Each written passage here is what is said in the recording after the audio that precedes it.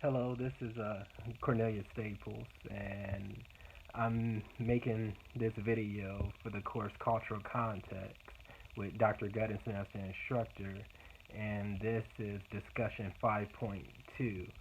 The film I'll be covering for this video is Traces of the Trade, A Struggling from the Deep North. The other film link was not available, but within this film, it speaks of the DeWolf family.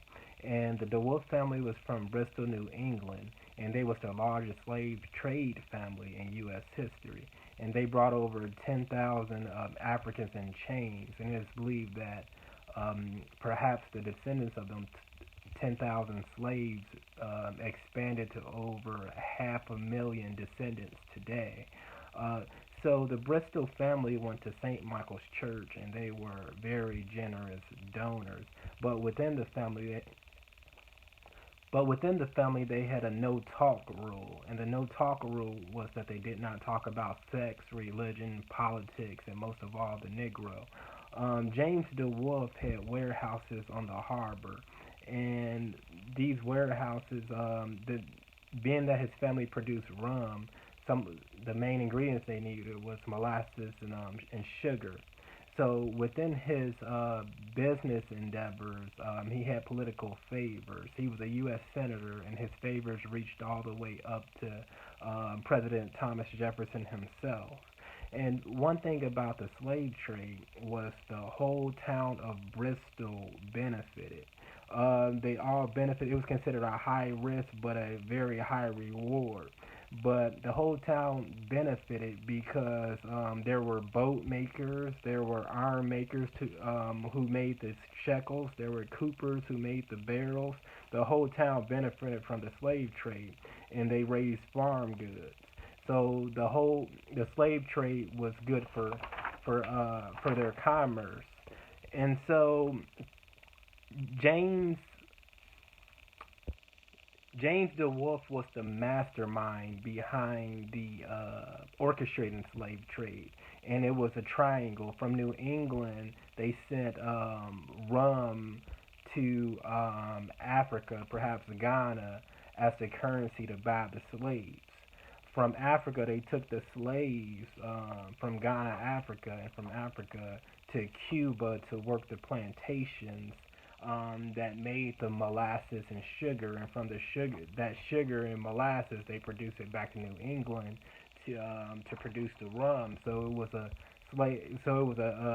triangle, and so the family within the video, the descendants, they visited Ghana, and it was shared how when the um,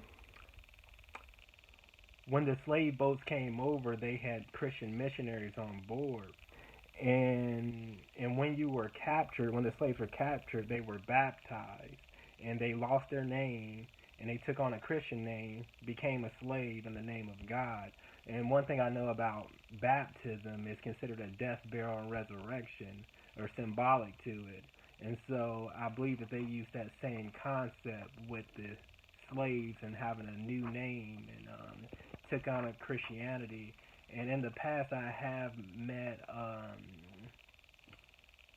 met certain individuals that were perhaps they weren't Christians, but they were biased to the concept of being Christians because they considered perhaps the white man religion and some of the brutality that has been shown in the past. But you can I kind of see perhaps where the root of that perhaps stemmed from when perhaps the faith is used in an exploiting manner to take advantage. So from the conclusion that I have here is that first of all, there's two sides to every coin. James Bristol and I'm sorry, James DeWolf and the family, they have a lot of rich heritage.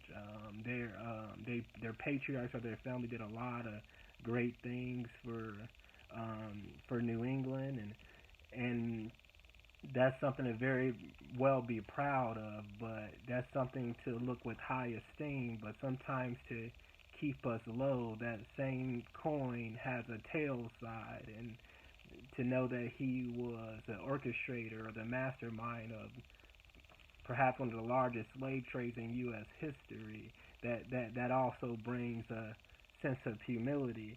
And also for the conclusion, I have conscience versus profitability.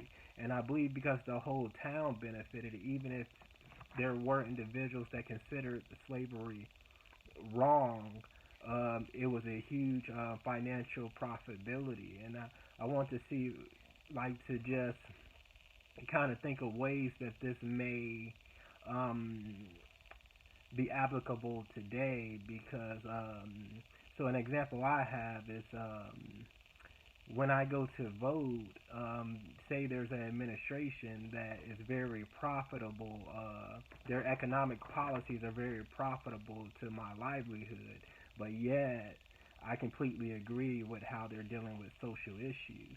And so when I go to vote, do I vote with my conscience or do I vote with my pocketbook? And so I believe that perhaps that's the same mentality that perhaps these citizens within this town may have had to struggle with. So that's my video, and it's a pleasure being in the course. Dr. Gudinson, your replies to my posts are very stretching. I'm normally a very politically correct individual who do not share. Um, I keep some of my views to myself. However, the some of the posts have drawn me to be a lot more transparent and open. And so, thank you for a safe platform, and it really is a pleasure. Thank you.